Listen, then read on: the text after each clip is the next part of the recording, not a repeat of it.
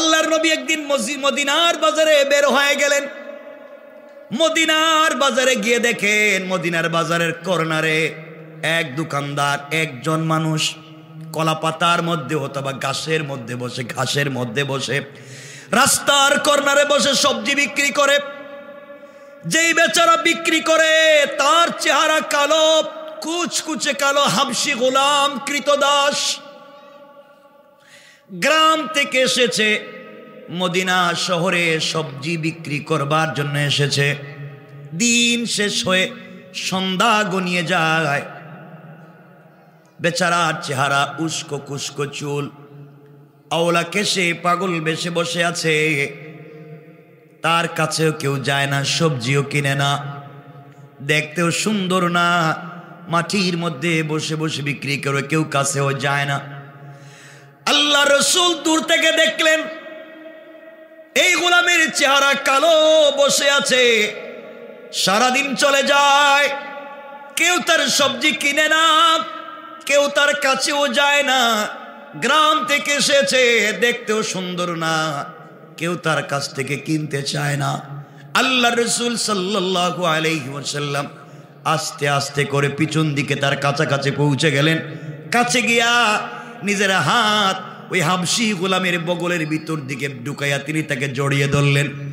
আল্লাহ রসুল এই গোলামকে জড়িয়ে ধরে বলছেন, ও মদিনার মানুষেরা, ও মদিনার মানুষেরা, তোমরা শোনো, গ্রাম থেকে আমার এক বন্ধু শহরে সবজি নিয়ে এসেছে।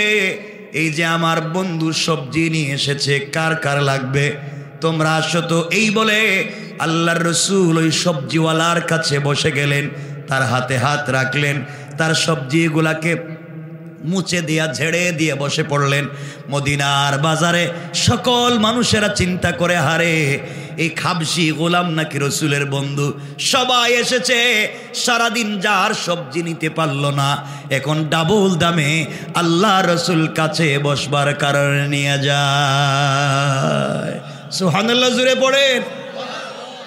চিনা নাই, জানা নাই, একজনকে বন্ধু বলে পরিচয় দিতেছেন আল্লাহ রসুল, গ্রাম থেকে এসছে, কেউ তার কাছে যায় না, কেউ তার পাশে বসে না, রসুল পাক নিজেই বসে গেলেন। সুবহানাল্লাহ বললেন না? এই হাবশি গোলাম চোখের পানি ছেড়ে আল্লাহ নবীকে ডাক দিয়া বলছে, ইয়া রাসূল আল্লাহ, ইয়া হাবিব আল্লাহ, ও পয়গম্বরে আরবি, আপনি আমাকে বন্ধু বলে মদিনার মানুষের কাছে পরিচয় দিলেন, সারাদিন মানুষ এসে আমার সবজি নিয়ে যায় না, এখন আপনি কথা বলবার কারণে সবাই ছিঁড়ে আমার সবজি নিয়ে যায়, ডাবল দাম দিতে চায়। আমার তো অনেক সম্মান বেড়ে গেল। যেই কালো হাবশি গোলামের সঙ্গে কেউ হাত দিত না, এখন সবাই এসে মুসাফা করে, মুআনাকা করে, গোলামের কপালে চুম্বন করে আর বলে, আহারে তোর মতো ভাগ্যবান পৃথিবীতে আর নাই। আল্লাহর রসুল বন্ধু বলে পরিচয় দিয়েছে, এর চাইতে বড় পাওয়ার কিছু হতে পারে না। যুবক হাবশি গোলাম চোখের পানি ছেড়ে নবীজিকে ডাক দিয়ে বলছে, ইয়া রাসূলুল্লাহ, সত্যি কি আপনি আমার সবজিগুলা বিক্রি করাবার জন্য বন্ধু পরিচয় দিছেন, নাকি সত্যি আপনি আমাকে বন্ধু বললেন? সত্যি যদি বন্ধু হয় আপনি কি মদিনার বাজারে আমার হাত ধরে হাঁটতে পারবেন? আল্লাহ রসুল বলেন, উঠো। সবজিওয়ালাকে দাঁড় করাইয়া দিলেন, গোলাম হাবশি গোলামকে দাঁড় করাইয়া দিয়েছেন, হাতের সঙ্গে হাত রেখে মদিনার বাজারের এক কর্নার থেকে আরেক কর্নারে হেঁটে যায়, আর মদিনার মানুষকে বলে, শুনো রে, আমার বন্ধু গ্রাম থেকে আসছে সবজি বিক্রি করতে, ও কিন্তু আমার বন্ধু, ও কৃতদাস হতে পারে, হাবশি গোলাম হতে পারে, চেহারা কালো হতে পারে, কাপড় ঠিক নাও হতে পারে, চুলগুলা উস্কো কুস্কো হতে পারে, দেখতে সুন্দর নাও হতে পারে, তার দিলের ভিতরে আল্লাহর ভালোবাসা আছে, আমি রসুলের মোহাব্বত আছে, আমি তাকে বন্ধু বলে পরিচয় দিলাম। সে যখন রসুল যখন তার হাত ধরে হাঁটে, গোলাম আল্লাহ রসুলকে জড়িয়ে ধরে কান্না করে ডাক দিয়া বলেছে, আল্লাহ, নবীজি আজ আমাকে বন্ধু বলে পরিচয় দিয়েছে, আজ আমাকে ভালোবাসার নিদর্শন দেখালেন। আয় আল্লাহ, নবীজিকে দুনিয়ায়ও হারাতে চাই না, আখিরাতেও হারাতে চাই না। আল্লাহর রাসূল বললেন, আমিও তোমাকে ভালোবাসি, তুমিও যেভাবে আমাকে ভালোবাসো আমিও তোমাকে ভালোবাসি। আমিও কথা দিলাম, তুমি যদি চরিত্র ঠিক রেখে চলতে পারো, কিয়ামতের দিনে আমি যেই জান্নাতে যাব তুমিও সেই জান্নাতে আমার সঙ্গে চলে যাবে। সুবহানাল্লাহ, জুড়ে পড়েন। চিন্তা করেন, এক হাবশী গোলাম, এক কৃতদাস, রাসূল বন্ধু বলে পরিচয় দিয়েছেন। আর আজকে অনেক সন্তান আছে, পড়ালেখা করে বড় হয়েছে, বড় চেয়ারে অফিসের বস হয়েছে, কিন্তু নিজের বাপকে পরিচয় দেয় না। কথা বলেন না কেন? নিজের বাপকে পরিচয় দেয় না।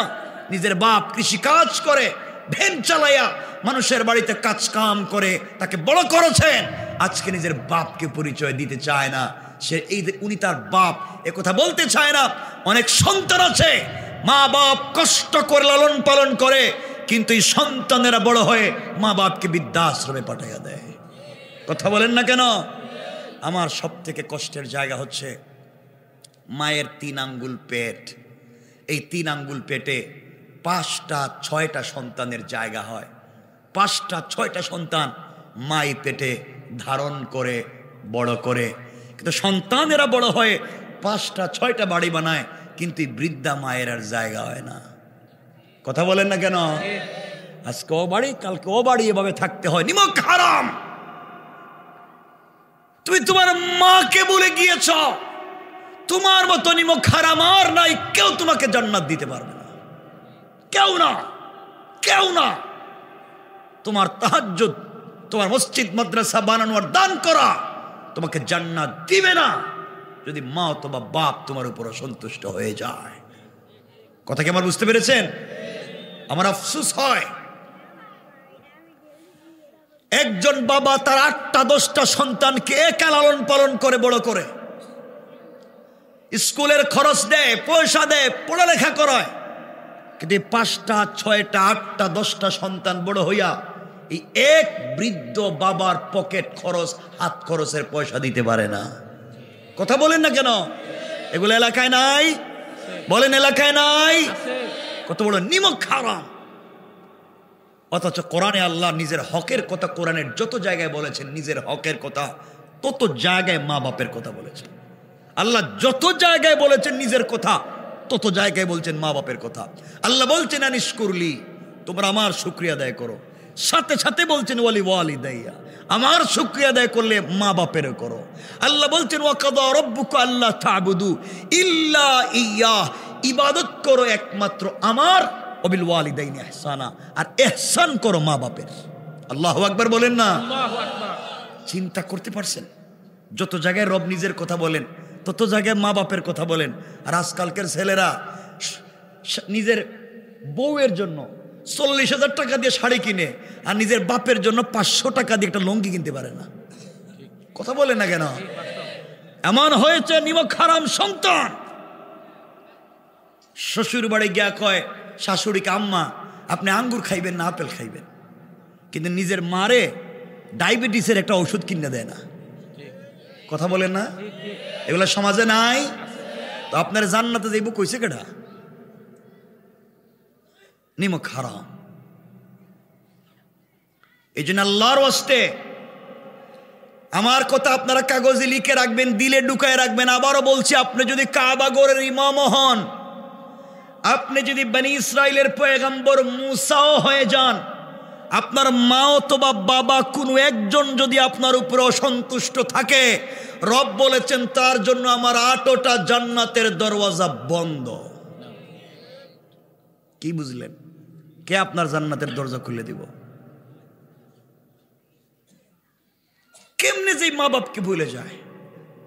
সন্তান বন্ধু বান্ধব ঋণে KFC-তে চাইনিজে বসে আড্ডা দিয়ে 5-10 হাজার টাকা বিল তুলে, ওই সময় পয়সার হিসাব করে না, তো মায়ের হাতে 500 টাকা দিলে হিসাব করে, কালকে না টাকা দিলাম আজকে শেষ হইল কেমনে? বাপরে জায়গায় কালকে না 100 টাকা দিলাম, আজকে আবার পয়সা চাও কেমন? তুমি একেবারে এই পৃথিবীতে নিকৃষ্ট। রব বলেছেন উলাইকা কাল আনআম, এটা মানুষ না, এটা কুকুরের চাইতে খারাপ সন্তান। ঠিক কিনা বলেন? এমন সন্তান নাই? কত বাপ আছে, কত মা আছে, বালিশের সঙ্গে মাথাটা লাগাইয়া শুধু হাউমাউ করে কান্দে, বালিশ ভিজাইয়া দে। কোন সন্তানরে বড় করলাম, কারে নিজে বৃদ্ধ হয়ে গেলাম, আজকে সারা জীবন যৌবন বিসর্জন করে এই সন্তানরে বড় করছি। মা বলতেছে কোন সন্তানরে পেটে নিলাম। ঈদের সময় মায়েকে একটা কাপড় দিতে পারে না, কাপড় নিয়ে যায় শ্বশুর বাড়ি। কথা বলেন না? না, এগুলো আছে না নাই? আফসোস, আফসোস হয় এগুলা। আল্লাহর হস্তে মা বাপরে কষ্ট দিও না। জান্নাতে যাওয়ার কোনো সম্ভাবনাই নেই। যত নামাজ পড়ো, জান্নাতে কেমনে যাইবেন মা বাপরে কষ্ট দিলে? এই জন্য আমরা সবার সাথে উত্তম আচরণ করবো। বলেন না ইনশাআল্লাহ? আরো জোরে বলেন না ইনশাআল্লাহ? আমরা অহংকার করব। দেখবেন বাড়িতে ঘরে গেলে যেই রুমটা সুন্দর পরিপাটি, এই রুমে ছেলে তার বউরি নিয়ে থাকে। আর যেই রুমটা ভাঙ্গা, ঠিকঠাক নাই, ওই রুমে মারে দে, বাপরে দেয়। কথা বলেন না কেন? এদেরকে তো আচ্ছা মতো ফিরানো দরকার। এদেরকে বাইচা থেকে লাভ কি? এরাই তো সমাজের বিস্ফোরা। তুমি পয়সার মালিক হতে চাও? আমি বলছি, আমি গোটা দুনিয়া গোড়াইয়া বলছি, পয়সার মালিক হতে চাও, ইজ্জতের জিন্দেগি যদি চাও, মা বাপকে ইজ্জত করো, তাদের হক আদায় করো, তাদের চাহিদা পূরণ করো। রসুল বলেছেন মরার আগে ইজ্জত আর পয়সাওয়ালা না বানাইয়া কবরে দিবেন না। আল্লাহু আকবার বলেন। কেন জানি মা বাপরে সন্তান দেখতে পারে না। অনেক মেয়ে আছে শ্বশুর বাড়ি আসার পরে শ্বশুর শাশুড়িরে দেখতে পারে না, তোমার মা বাপরে আলাদা করে দাও। আছে না এগুলা? আর অনেক ছেলেও তো আছে খারাপ, নিজের বউরে দেখতে পারে না। সব মিলে মিশে চলতে হবে। আমি শাশুড়িদেরকে বলবো, আপনি আপনার বৌমাকে নিজের মেয়ে মনে করেন, আপনার ছেলের বউকে নিজের মেয়ে মনে করেন। আর আমি বোনকে বলবো, আপনার শাশুড়িকে নিজের মা মনে করেন।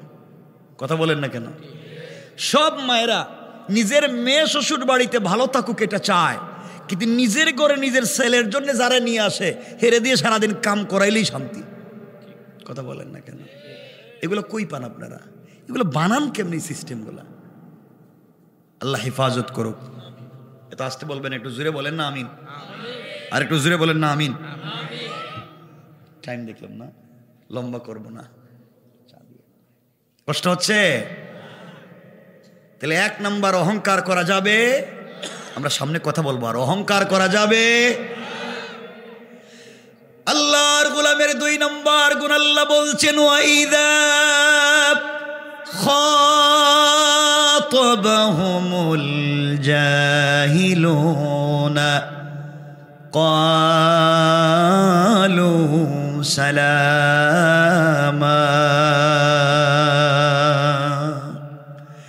আল্লাহ রাব্বুল ইজ্জত ওয়াল জালাল বলছেন, মুসলমানেরা, এই দুনিয়ার জমিনে যারা আমি আল্লাহর গোলাম দাবি করবে, আশিক রাসূল দাবি করবে, আমি আল্লাহর গোলাম নিজেকে মনে করবে, বান্দারে, আল্লাহর গোলামের 2 নাম্বার গুণ হলো, আমার গোলাম কাউকে গালি দিবে না। আমার গোলামকে কেউ গালি দিলে গালির জবাব দিবে না। গীবত শিকায়াত সমালোচনা করলে জবাব দিবে না। আমার গোলামের বিরুদ্ধে তুহমত দিলে আমার গোলাম জবাব দিতে চাইবে না। বরং আমি আল্লাহর গোলাম যদি কেউ নিজেকে দাবি করে, আমার গোলামকে কেউ গালি দিলে গালির জবাবে গালি না দেয়া ওই বান্দার জন্যে শান্তি আর সালামতির দোয়া করে যায়। পড়েন সুবহানাল্লাহ। তাহলে আল্লাহর গোলামের 2 নাম্বার গুণ গালি দেওয়া। তো আসতে বলেন কেন বাবা? বলেন না, জোরে বলেন না। গালি দেওয়া আমরা দেইনি। আমরা কিছু ইলে তোকে বাইরই আয় দেখি তুই কার বাপ। গালি দেওয়া যাবে না। কথাগুলো দিল দিয়ে শোনেন। গালি দেওয়া যাবে না। কেউ যদি আমাদেরকে কষ্ট দেয়, কেউ যদি আমাদের সাথে খারাপ আচরণ করেও, আমরা তার সাথে খারাপ আচরণ করব? জোরে বলেন, করব? খুব মনোযোগ দিয়ে শোনেন। আজকালকে আল্লাহ বলেন এখানে, খাতাবাহুমুল জাহিলুন, কেউ যদি তোমার গালি দেয়, বিনিময়ে গালি দিও না, কালু সালামা, তার জন্য শান্তির দোয়া করো, তারা সালাম দাও। এই সালাম যেটা আমরা আলোচনা নিয়ে আসলাম, এই সালামটা যদি পরিবার থেকে শুরু হয়ে যায়, এই পরিবারে বরকত আর শান্তিতে ভরে যাবে। আর একটু জোরে পড়েন আল্লাহ রাসূল হাদিসে বলছেন, যেই ঘরে স্বামী স্ত্রীকে, স্ত্রী স্বামীকে একে অপরকে সালাম দেয়, আল্লাহ এই ঘরে 100 থেকে 300টা বারাকাতের দরওয়াজা খুলে দেন। জোরে আওয়াজ করে পড়েন সুবহানাল্লাহ। সালাম দিলে। আরেক হাদিসে রাসূল বলছেন, যেই ঘরে স্বামী স্ত্রীকে, স্ত্রী স্বামীকে একটু জোরে আওয়াজ করে সালাম দিবে একে অপরকে ভালোবেসে, তাদের হার্ট, কিডনি, লাংস, লিভারে যদি কোনো রোগ থাকে, রব বলেছেন তাদেরকে তা থেকেও মুক্ত করে দিবেন। কিন্তু কই, আমরা তো সালাম দেই না। আমাদের পরিবারে শান্তি নেই, স্বামী স্ত্রীতে মিল মহব্বত নাই, একজন আরেকজন দেখতেই পারে না। বউ মনে করে এই পৃথিবীতে যদি একবার টাটকা দুশ্মন কেউ হয়, এটা আমার স্বামী। ঠিক কিনা? এটা ঠিক কইছে কাটার এখানে? এটা ঠিক হইব কেমনে? বউকে আপনারা এটা মনে করেন। আর অনেক স্বামীরা মনে করে এই পৃথিবীতে সব থেকে বড় জালেম আমার বউ, এটা দেখলেই মাথা গরম হয়ে যায়। ঠিক? এটাও ঠিক, পার্সেন্টেজ কম, একদম কম না? কম। এগুলো করা যাবে না। স্বামী স্ত্রী সম্পর্কটা দুনিয়ার না, স্বামী স্ত্রী সম্পর্কটা জান্নাতের। এই স্বামী স্ত্রী অনেক সম্পর্ক দুনিয়ার, আর স্বামী স্ত্রী সম্পর্ক এটা ক্রিয়েট করেছেন, তৈরি করেছেন একমাত্র আল্লাহ। সুবহানাল্লাহ। নাই আপনি মনে মনে কই, হুজুর কি স্বামী স্ত্রী সম্পর্ক, কোন বউরে দেখলেই তো মাথা গরম হয়ে যায়। এটা যে জিনিস আপনি বুঝতেছেন না। ঠিক? সব ঠিক কইয়া দেয় এরা সব ঠিক মেরে দিতেছে। স্ত্রীকে সময় দেন। এই যে কথা চলে আসলে লম্বা হয়ে যায়। স্বামী স্ত্রী সম্পর্ক যদি চমৎকার হয়, আমাদের ঘর থেকে আজকে শাহজালাল, শাহপরান, জুনাইদ বাগদাদি, আব্দুল কাদের জিলানি, মুঈনুদ্দিন চিশতি, এমন আল্লাহর ওলিরা আমাদের মায়েদের ঘর থেকে আজকাল জন্ম নেয় না। আমাদের মায়েদের ঘর থেকে জন্ম নেয় বল্টু মিয়া, এখন যারা জন্ম নেয় বল্টু, এরপরে সুর, ডাকাত, বদমাইশ, ফেন্সিডিল খায়, ইয়াবা খায়, বাবা খায়, চুরি করে, রাত্রে রাস্তায় ডাকাতি করে। কথা বলেন না কেন? এমন সন্তানই তো জন্ম নিতেছে। ঠিক কিনা? এর কারণ পরিবারেই দিন নাই, স্বামী স্ত্রীতেই দিন নাই। যদি স্বামী স্ত্রীতে দিন থাকতো, তাহলে তাদের ব্লাডে তৈরি হওয়া সন্তানও ভালো মানুষ হতো। এজন্য আমাদের পরিবারকে সুন্দর করা দরকার আছে না নাই? স্বামী স্ত্রী করে ধুম মায়ের লাগাই দেয়, একজন কুস্তি, এক কিলাকিলি মারামারি শুরু হয়, তো মায়ের ছুড়াইয়া দেয় আবার তার ছেলে মেয়ে। তাহলে এই ছেলে মেয়ে ভালো হবে? কোথাও কয় না, রাখিস ভালো হবে। এই জন্য একে অপরকে সম্মান করুন। মাঝে মাঝে বউরে গড়ে সালাম দিয়েন, স্ত্রীরে সালাম দিবেন। হ্যাঁ, কিচ্ছু কইতেছে না। আল্লাহর রাসূল বলেন, আম্মা জান আয়েশা শামাইল তিরমিজিতে বলেন, ওয়াল্লাহি আমি পুরা জিন্দেগি ট্রাই করতাম, দেখতাম যখন আমার স্বামী বিশ্বনবী, আকায়ে নামদার, তাজদারে মদিনা, সরকারে দু আলম, নবী রহমত জনাবে মুহাম্মদ রাসূলুল্লাহ সাল্লাল্লাহু আলাইহি ওয়াসাল্লাম যখন ঘরে আসতেন, আম্মা জান আয়েশা বলেন, আমি ঘরের কর্নারে, ঘরের দরজার চিপায় দাঁড়ায় থাকতাম, পর্দার আড়ালে দাঁড়ায় থাকতাম, নবীজি যেন আমারে দেখতে না পান। তিনি ঘরের দরজা আয়েশা, ঘরের দরজা আয়েশা আমাকে খুঁজে না পাইয়া আয়েশা বলে ডাক দিবেন। আমি ঝাপটি মেরে তাকে জড়িয়ে ধরে তার কপালে চুম্বন দিয়া আমি স্ত্রী সর্বপ্রথম স্বামীরে সালাম দিব। সুবহানাল্লাহ, একটু জোরে বললেন না? কিন্তু আম্মা জান আয়েশা বলেন, পারলাম না, জীবনেও পারলাম না। কত চেষ্টা করছি নবীজির আগে সালাম দেওয়ার, কিন্তু দেখতাম রসুল ঘরে আসার অনেক দূরে থাকতে তিনি আমাকে সালাম দিতেন। সুবহানাল্লাহ পড়বেন। নবীজি যদি নিজের স্ত্রীর আগে সালাম দিতে পারেন, আপনারা পারবেন না? বলেন না ইনশাআল্লাহ? আরো জোরে বলেন না ইনশাআল্লাহ? এরা ইনশাআল্লাহর আওয়াজ কমায়া দেয়। বলেন সালাম দেন না কেন বউরে? এটা কোন শরম করে? বউরে সালাম দিতে শরম করে, আর বউরে ফিডাইতে শরম থাকে না, তখন সব শরম জায়গা। স্ত্রীর সালাম দিবেন। আল্লাহর রসুল যদি নিজের স্ত্রীর সালাম দিছেন, তাহলে আপনি পারবেন না? কিছু কয় না এরা। মুরব্বীরা আমার চেহারার দিকে তাকাই হাসতেছে, দেখেন তো। এরা চিন্তা করতেছে হুজুর কি কইতেছেন, 50-60 বছর গেছে গা, বউরে সালাম দিলাম না, আজকে যদি সালাম দেই তো বউ মনে করব বুইড়া বাহিরে কোন কাম ঘটাইছে, আর আমারে সালাম দিয়ে ভাব ধরতেছে। যাই মনে করুক, পরিবারকে সুন্দর করেন। আমি সব কথা বলতেছি না, যেহেতু সময়ও কম, আমি লম্বাও করব না। ভাইদেরকে বলছি আমি বেশি, যে তোমাকে যাইতে হইব, ভালোবেসে শুধু দিছি প্রোগ্রাম। এজন্য সালাম দিবেন তো ইনশাল্লাহ? বলেন না জুড়ে ইনশাল্লাহ, আরো জুড়ে কয় ইনশাল্লাহ। আজকে ওয়াজ শেষে বাড়িতে গিয়া ঘরের দরজা দাঁড়িয়ে বলবেন, স্ত্রী আসসালামু আলাইকুম ওয়া রাহমাতুল্লাহ। বউ কই, বৌমা এই বুড়ার আজকে কোন ভূতে ধরলো? কোনোদিন সালাম দেন, আজকে দিকে দিতেছে, আপনি বলবেন কোনো ভূতে ধরে নাই, হুজুর এই মাত্র ওয়াজ করছে আর আমি সুন্নত আদায় করছি।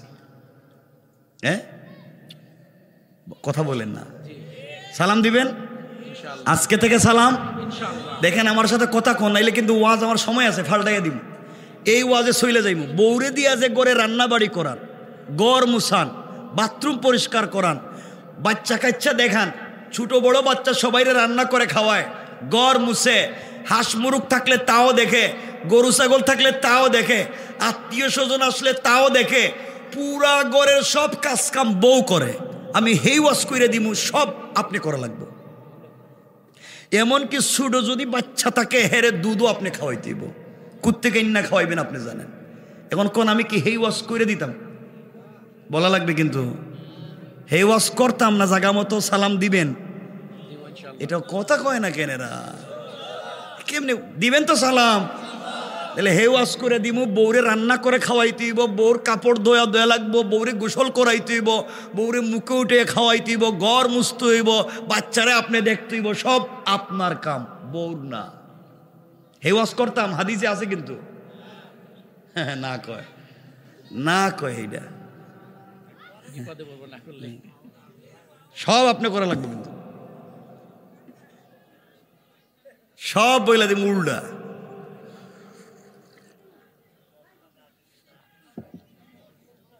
এজন্য আমার বন্ধুগণ, আল্লাহর ওয়াস্তে কাজ করবেন না। এই জন্য আমার বন্ধুগণ, কথাগুলা দিল দিয়ে শুনেন, কি বলতে চাই, কি বলতে চাই, কথাগুলা দিল দিয়ে শোনেন।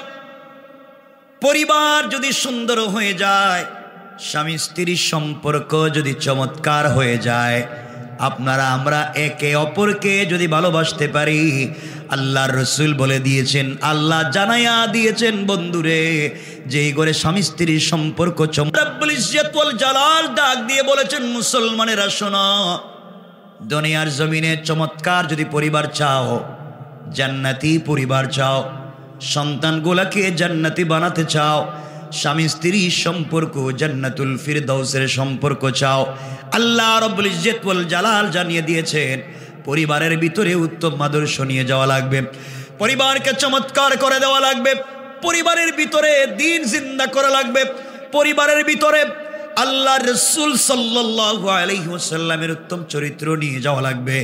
যেই পরিবারের ভিতরে রাসূলের আদর্শ পৌঁছে যাবে, আল্লাহ রব্বুল ইজ্জত ওয়াল জালাল আমার রাসূলকে জানিয়ে দিয়েছেন, বন্ধুরে পরিবারের ভিতরে দ্বীন জিন্দা করো, সকল মুসলমানদেরকে জানাইয়া দাও পরিবারের ভিতরে দ্বীন জিন্দা করে দিতে। এরপরও চলার পথে যদি ভুল হয়ে যায়, চলার পথে যদি গুনাহ হয়ে যায়, আল্লাহ রাব্বুল ইজ্জত ওয়াল জালাল বলছেন, ওয়াল্লাযীনা ইয়াকুলুনা রব্বানা সরিফ আন্না আযাব জাহান্নাম ইন্না আযাবাহা কানা গরামা। আল্লাহ রাব্বুল ইজ্জত ওয়াল জালাল বলছেন, মুসলমানেরা দুনিয়া জমিনে চলার পথে যদি ভুল হয়ে যায়, সাকারাতের আগে, গারগারা শুরু হয়ে যাওয়ার আগে, কবরে চলে যাওয়ার আগে, মালাকুল মউত আজরাইল পৌঁছে যাওয়ার আগে, আমার যে গোলাম গোটা জিন্দেগির অপরাধের জন্যে আমি আল্লাহর দেওয়া কপাল আমার কুদরতির পায়ে লাগায়া আমার দেওয়া চুপ থেকে 2 ফোঁটা পানি ছেড়ে দেয়া, আমার দেওয়া জবান দিয়ে আমাকে আল্লাহ বলে ডাক দিয়ে তওবা করবে, ক্ষমা চাইবে। আল্লাহ রাব্বুল ইজ্জত ওয়াল জালাল বলছেন, গোলাম রে, পুরা জিন্দেগির অপরাধগুলাকে ক্ষমা করে দেয়া, জান্নাতি বলে ফয়সালা করে দিতে আমার আল্লাহর 1 মিনিটও দেরি হবে না। পড়েন সুবহানাল্লাহ, আল্লাহু আকবার, জোরে পড়েন। কথা কি বুঝতে পারলেন? সুতরাং চলার পথে আপনার আমার গুনাহ হয়ে যেতেই পারে, আমরা ভুল করে ফেলতেই পারি, কিন্তু সবথেকে বড় ভুল হচ্ছে ভুল হয়ে যাওয়ার পরে ভুল স্বীকার করে তওবা না করা। ভুল হয়ে যেতেই পারে, কিন্তু স্বীকার করে তওবা যদি করতে পারি।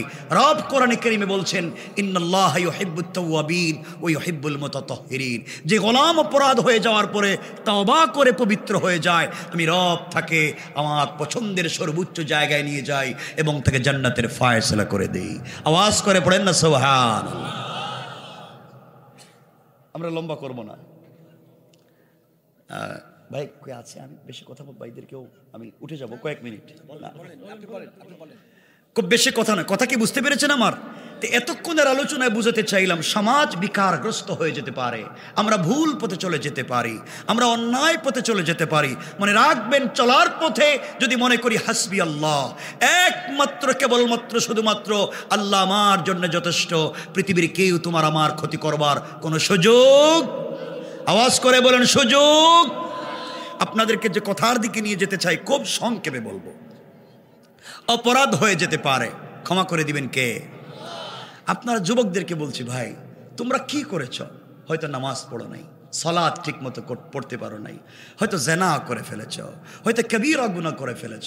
তোমরা কেন ইয়াবা মাদকাসক্ত হবা? তোমরা কেন গাঁজা ফেন্সিডিল ধরবা? তোমরা কেন চুরি ডাকাতি বাটপারি বদমাইশি করবা? সব ছেড়ে দাও, রবের দিকে ফিরে আসো। রব বলেছেন, বান্দা পৃথিবীতে আমি না তোকে নিজের হাত দিয়ে বানাইছি, কে তোকে ধোঁকা দিয়েছে আমার মতো মহান রব থেকে ভিন্ন পথে চলে যাওয়ার জন্য? রব বলেছেন, ইয়া আইয়ুহাল ইনসান মা গাররাকা বিরাব্বিকাল কারীম। এই মানুষ কে তোকে ধোঁকা দিয়েছে আমার মতো মহান রব থেকে? অথচ আল্লাযী খালাকাকা, আমি তোকে সৃষ্টি করেছি, আমি তোকে বানিয়েছি, তুই চিন্তা করিস না, ভুল পথে যাস না, কেউ তোকে বিকারগ্রস্ত করবে না, কেউ তোকে বিপদে ফেলতে পারবে না, যদি তুমি আমার কাছে তওবা করে ফিরে আসো। রব বললাম, পৃথিবীর সকল তোমার বিরুদ্ধে চলে যেতে পারে, তোমার পক্ষে কেউ না থাকলেও আওয়াজ করে বলেন, আমার আপনার পক্ষে থাকবেন কে?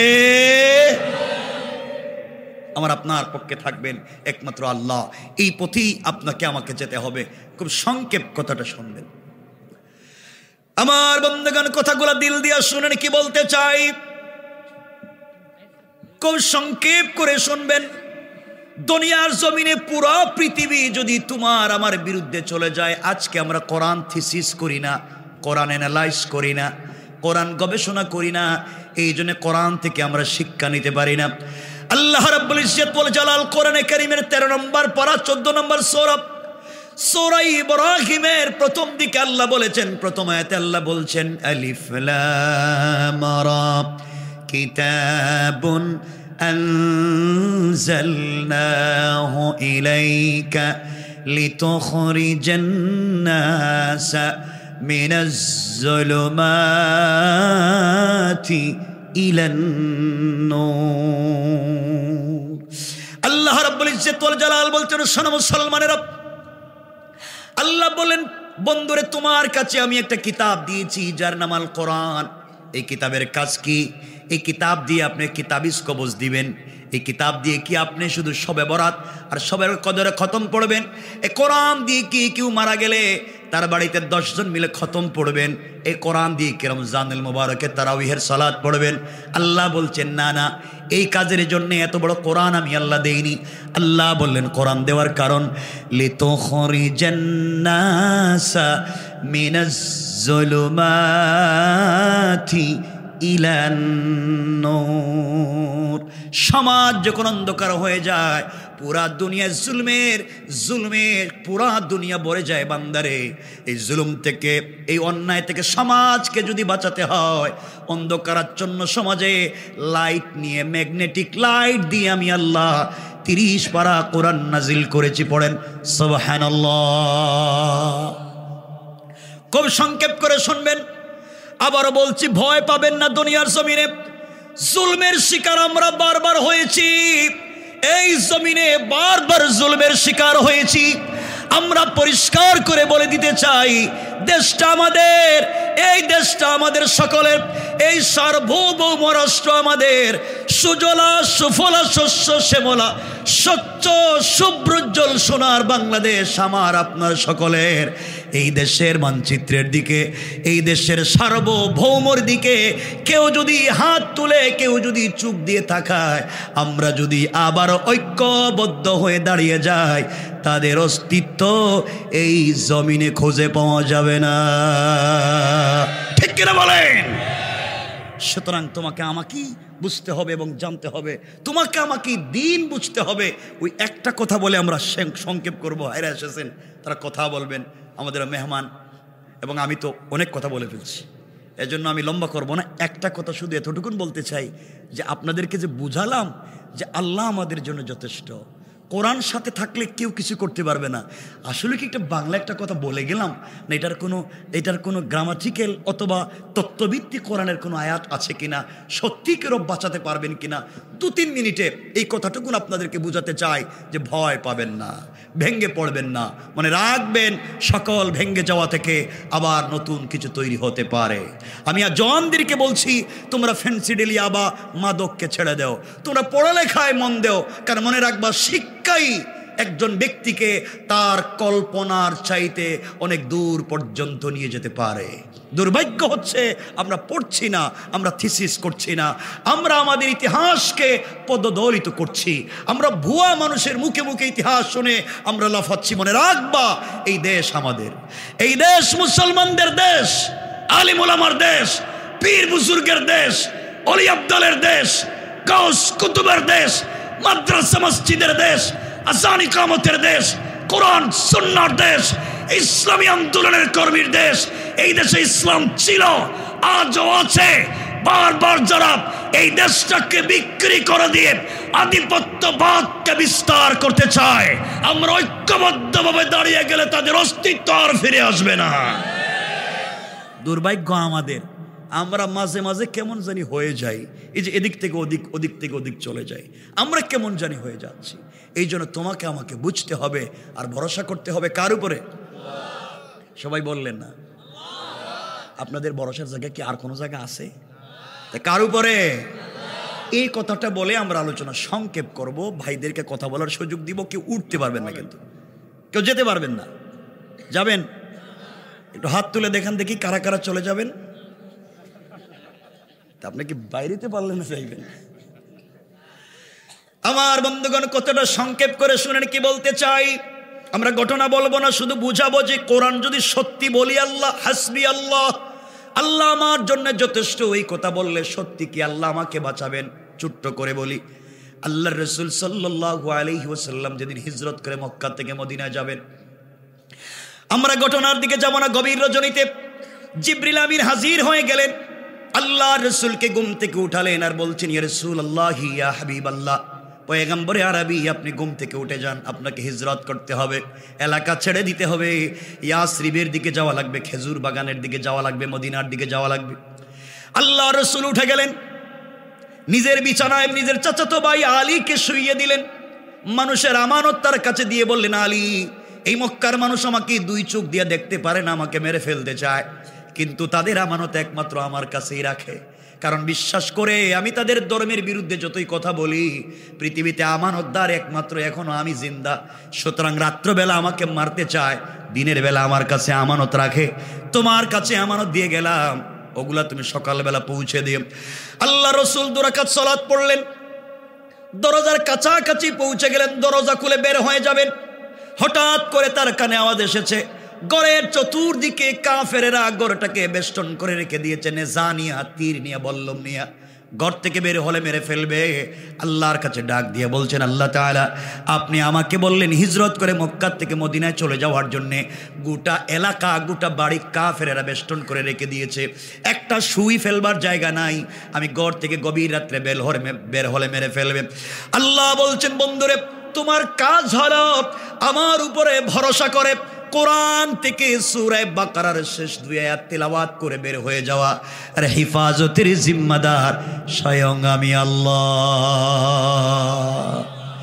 আল্লাহ রাসূল দরজার কাছাকাছি পৌঁছে গেলেন, দরজায় হাত দিয়ে দরজা খুলবেন, আবার আল্লাহকে বলছেন, আল্লাহ তাআলা আপনি বলেছেন সত্যি আমাকে বাঁচাবেন, এতে সন্দেহ নাই, বিশ্বাস করি। ওয়ালাকিন লিয়াতমাইন্না কলবি, কিন্তু অন্তরে প্রশান্তি পাই না, এই জন্য আল্লাহ আমাকে আত্মরক্ষার কোনো ব্যবস্থা দেন, যেন আমার পরে আমার উম্মতেরাও যদি বিপদে পড়ে যায় আত্মরক্ষা করার একটা জায়গা আছে, এটা যেন তারা বুঝতে পারেন। আল্লাহ বলেন, বন্ধুরে তোমার বাড়ি সব যারা বেষ্টন করেছে অত্যাধুনিক অস্ত্র নিয়ে, তুমি কি নিয়ে আত্মরক্ষা করবা? আল্লাহ বললেন, বন্ধুরে হাতের মধ্যে কিছু কঙ্কর নেও, অথবা বালি নেও, অথবা পাথর নেও। আল্লাহ রসুল বলছেন, আল্লাহ তাদের কাছে তীর নে, যার বললাম, আর আমি নিব কঙ্কর আর বালি। আল্লাহ বললেন, আত্মরক্ষা করবার জন্য তোমাকে দিয়েছি, হিফাজত তো আমি আল্লাহ করব, শুধু বিশ্বাস রাখো। আল্লাহ রসুল কোরআন থেকে সূরা বাকারার শেষ 2 আয়াত তিলাওয়াত করলেন। ওই কঙ্কর ছোট ছোট এক মুষ্টি কঙ্করের মধ্যে ফু দিলেন, দরজা খুললেন, শুধু সামনের দিকে নিক্ষেপ করলেন। তাকাইয়া দেখেন ডাইনে বামে পিছনে সামনে চতুর্দিকের কাফেরেরা চোখ রগড়াতে লাগলো, চোখ মুছতে লাগলো। আল্লাহর রসুল বললেন, সবার চুকে চুকে কেমনে জানি পৌঁছে গেল। আল্লাহু আকবার। আল্লাহর রসুল চলে গেলেন, ঘটনা বলছি না, মদিনায় পৌঁছে গেলেন, কেউ তাকে দেখলো না, মারতেও পারলো না, এতগুলা মানুষ থাকবার পরে। একদিন সুযোগ বুঝে আল্লাহ বলতেছেন, বন্ধুরে ওই দিন তুমি কেমনে মদিনায় চলে আসলা, এতগুলা মানুষ অস্ত্র নিয়ে দাঁড়াইয়া ছিল, কেউ তোমাকে মারতে পারলো না কেন? আল্লাহর রাসূল সাল্লাল্লাহু আলাইহি ওয়াসাল্লাম জবাব দিলেন, আল্লাহ তাআলা আপনি কেমনে বাঁচাইছেন আমি কি জানি নাকি? আমি তো সামনের দিকে পাথর মারলাম, আমি তাকাইয়া দেখি ডাইনে বামে পিছনে চতুর্দিকের কাফেরদের চোখে চোখে পৌঁছে গিয়েছে। আল্লাহ বললেন, তাহলে বন্ধু শোনো, আমি আল্লাহ বলছি, ওয়ামা রামাইতা ইযা রামাইতা ওয়ালাকিন্নাল্লাহ